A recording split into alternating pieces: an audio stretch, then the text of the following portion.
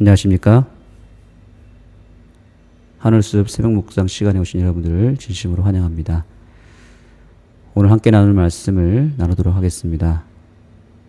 말씀의 제목은 천년기 동안의 심판입니다. 천년기 동안 어떤 일이 벌어지고 그 천년기가 지난 다음에 어떤 일이 벌어지는지 오늘 살피게 되는데요. 먼저 교훈의 말씀을 보시겠습니다. 천년기 동안 의욕은 모두 사라지고 하나님이 품성과 그분의 하신 일이 의로우심을 이해하게 된다. 악인은 천년기의 끝에 마지막 심판을 위해 부활한다. 예수님께서 천년기 동안 이 죄로 말미암아 생긴 여러 의문점들과 죄의 결과들을 최종적으로 처리시키는 과정 속에 우리를 천년 동안 그분의 그 죄를 처리하시는 과정과 또 누가 구원을 받고 누가 멸망을 받는지에 대한 그 이유에 대해서 우리로 하여금 충분히 이해시키는 그 시기가 바로 천년기라고 말합니다. 그래서 요한계시록 20장 4절로 6절에 보시면 또 내가 보좌들을 보니 거기에 앉은 자들이 있어 심판하는 권세를 받았더라 라고 말합니다. 심판하는 권세를 받은 자들이 누구냐면 바로 저와 여러분들이 그 특권을 누리게 됩니다. 그래서 여기 이런 표현도 하고 있습니다. 그리스도와 더불어 천년 동안 왕노릇할 것이다 라고 말합니다. 천년 동안 왕노릇하면서 하는 일이 뭐냐면 그냥 왕처럼 무슨 권세를 누리면서 먹고 즐기는 일을 한다는 의미라기보다는 이런 의미가 더 있습니다. 심판하는 권세를 받아서 왕처럼 멸망받은 백성들에 대한 그 결과에 대해서 충분히 살피고 이해하고 심판에 우리가 참여하게 된다는 뜻입니다. 여기 보니까 예수를 증언함과 하나님의 말씀 때문에 목배임을 당한 자들의 영혼들과 또 짐승과 그의 우상에게 경배하지 아니하고 그들의 이마와 손에 그 표를 받지 아니하는 자들, 바로 구원받은 백성들, 우리들의 모습이죠. 그들이 이제 살아서 이 반대의 세력들, 즉 말씀과 세상 속에서 타협하여 세상으로 향하고 그 우상에게 경배한 자들에 대한 심판에 참여하게 된다는 뜻입니다. 여기 보니까 첫째 부활이 나옵니다. 첫째 부활에 참여한 자들이 바로 이 구원받은 백성들의 모습들입니다. 그래서 이 첫째 부활에 참여한 자들은 복이 있다라고 말하고 있고, 여기 둘째 부활 그리고 둘째 사망에 참여하는 자들이 있는데 그들은 가장 저주를 받은 백성들입니다. 제가 그것을 조금 이따 알려드리겠습니다. 왜 이 첫째 부활에 참여하는 것이 중요한지 말씀드리겠습니다. 우선 계속해서 천년 동안 의인들이 하는 일들에 대한 내용을 잠깐 더 살피겠습니다. 천년 동안 의인들은 하나님이 죄의 문제를 처리하시는 중에 보여주시는 그분의 공의와 사랑을 직접 볼 수 있는 기회를 갖게 될 것이다. 제가 좀 전에 말씀드린 그 부분이죠. 하나님께 여쭤보고 싶은 것이 없는 사람이 어디 있겠습니까? 또 구속받은 사람들은 천년기 동안 그런 질문을 할 수 있습니다. 사랑하는 사람이나 가까운 친구가 하늘나라에 없는 경우에 구속받은 자들은 하나님의 결정을 더 온전히 이해할 기회를 가지게 될 것입니다. 그래서 구속받은 자들은 이제 살았던 모든 인류를 구원하고자 했던 하나님의 끊임없는 노력과 수고를 어느 때보다 더 분명하고 새롭게 이해하게 될 것입니다. 그들은 개인적으로 그리스도를 거부했기 때문에 천국을 상실했다는 것을 다시 깨닫게 될 것이다. 자, 그때에 하나님은 잃어버림 받은 자들에게 최후의 심판, 즉 영원한 멸망인 둘째 사망을 내리신다.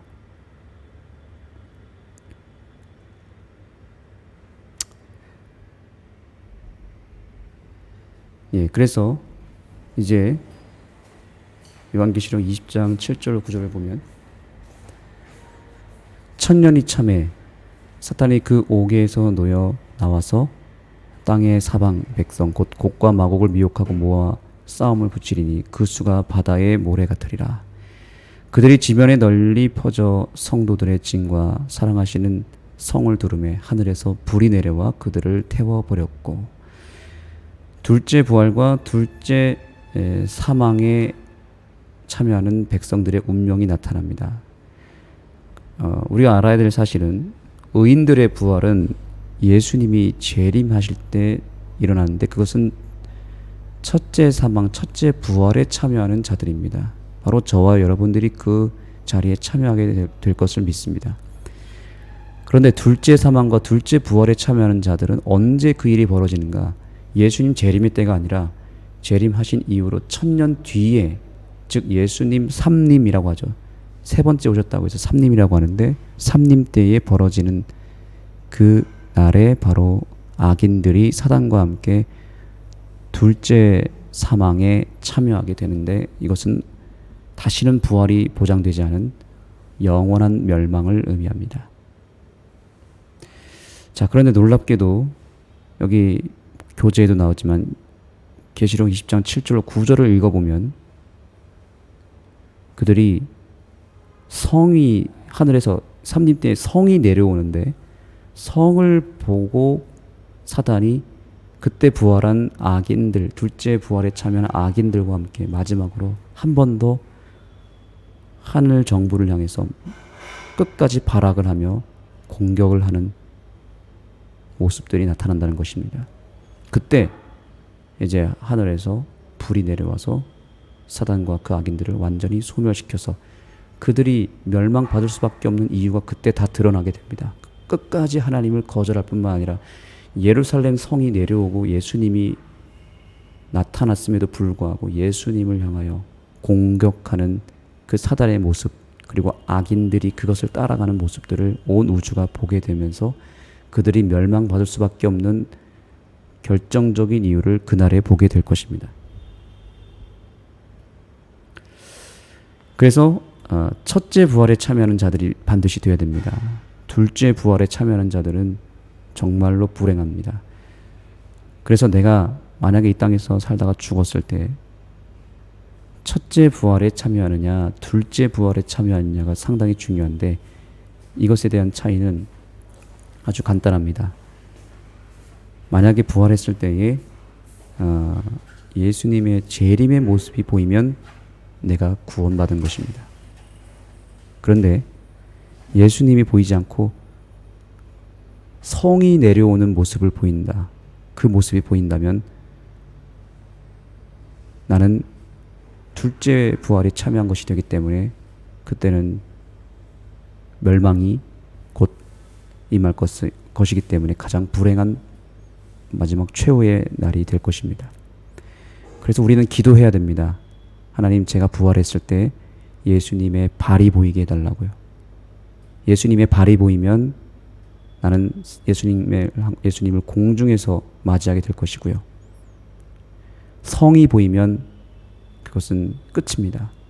그래서 오늘 첫 번째 기도 제목은 내가 부활했을 때 성이 보이는 것이 아니라 예수님의 발이 보이게 해달라고, 예수님의 재림이 보이게 해달라고 기도하시기 바랍니다.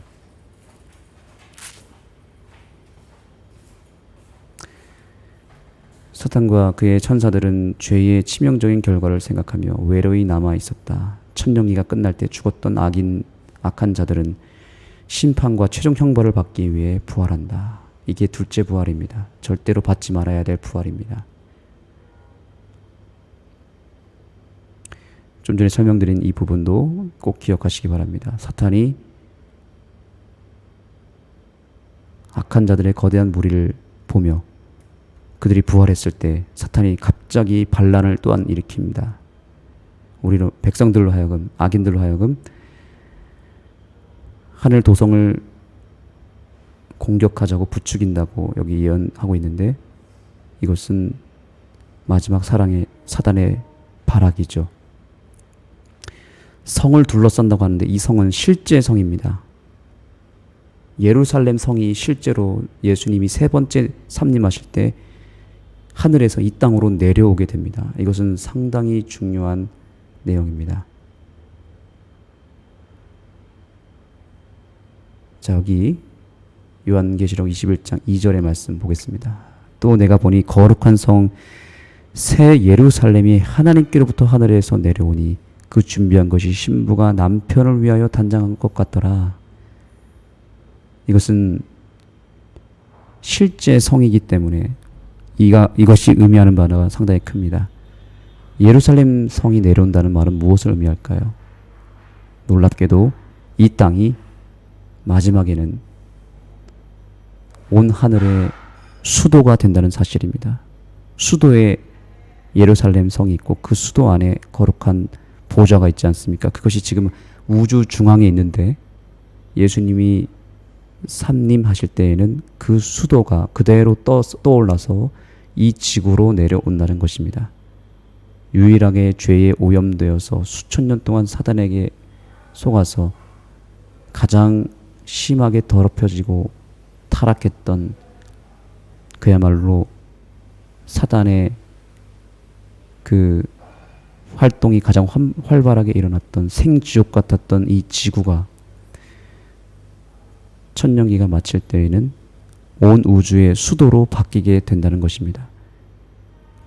아마 하나님께서는 죄가 발생했고 죄로 인해서 더럽혀졌던 이 땅을 새롭게 정결케 하신 이유로 기념적으로 다시는 죄가 발생하지 아니하는 의미에서 수도를 이 지구로 옮기게 되는 것입니다.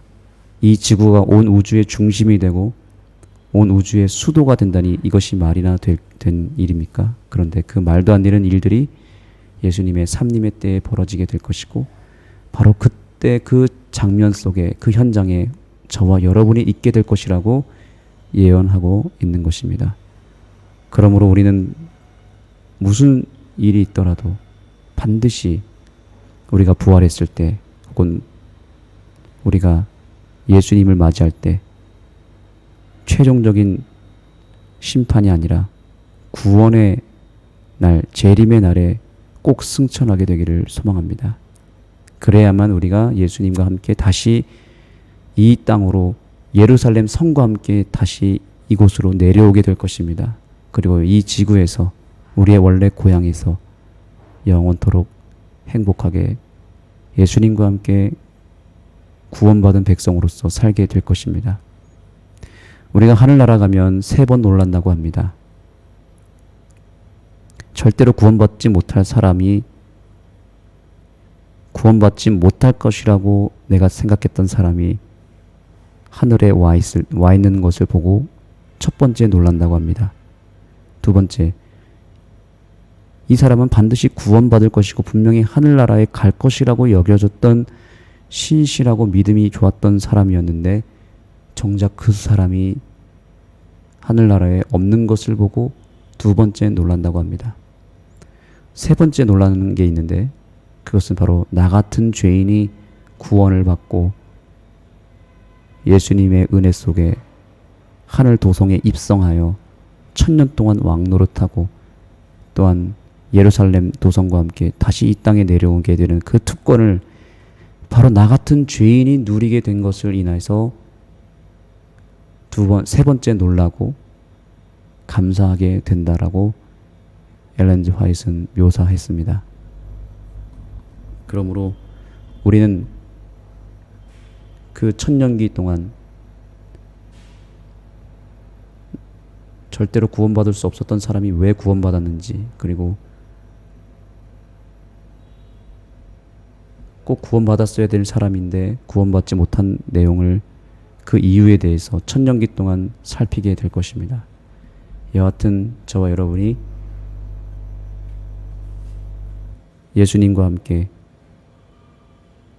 하늘의 중심에서 왕노릇하며 영원토록 그분과 동행하며 살 수 있는 은혜를 우리 모두가 누리게 되기를 간절히 소망합니다. 기도하시겠습니다. 하나님 감사합니다. 우리에게 이 죄의 마지막 결론을 알게 해주시고 더 이상 죄가 없던 그 세상으로 다시 되돌리시기 위해서 주님께서 얼마나 많은 노력을 하시고 그 과정이 얼마나 복잡하고 힘든 일인지를 알려주셔서 감사합니다. 이제 우리가 그 죄에 대해서 너무 쉽게 생각하고 쉽게 범하지 않게 하시고 진지하게 생각하며 우리가 아직 해결하지 못한 죄악들을 온전히 해결하고 예수님 재림하실 때 당당하게 승천하여 구원에 이르는 주의 백성들 되게 하여 주시고 오늘도 그 구원의 나를 바라보며 실망 가운데서도 힘을 내고 그 구원의 나를 생각하며 승리하며 나아가는 우리 모든 주의 백성들 되게 하여 주옵소서. 예수님의 이름으로 간절히 기도드립니다.